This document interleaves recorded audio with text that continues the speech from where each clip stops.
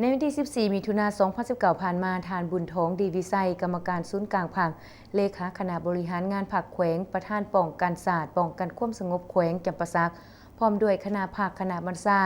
กองบัญชาการทหารแขวงจำปาสักโดยมีการนำของเมืองมูลประโมกบรรดาแผนกการของแขวงจำปาสักจำนวนหนึ่งได้ลงเคลื่อนไหวพบปะเยี่ยมยามอวยพรให้ขวัญกำลังใจไอ้น้องทหารกองหอย258กองหอย259กองพัน24ที่ขึ้นกับกองบัญชาการทหารแขวงจำปาสักที่กำลังปฏิบัติหน้าที่ปกปักรักษาเขตน้ำแดนดินรักษาความสงบสุขให้แก่พ่อแม่ประชาชนชาวลาวบรรดาเผ่าซึ่งการเคลื่อนไหวเยี่ยมยามอวยพรให้ขวัญกำลังใจแก่ไอ้น้องทหารที่ปฏิบัติหน้าที่เวียกงานอยู่แนวหน้าการนำของแขวงครั้งนี้ก็เพื่อแสดงถึงความเป็นห่วงเป็นใยยามใดภาครัฐก็ให้ความสำคัญและถือเป็นเวียกงานยุทธศาสตร์ต้นโต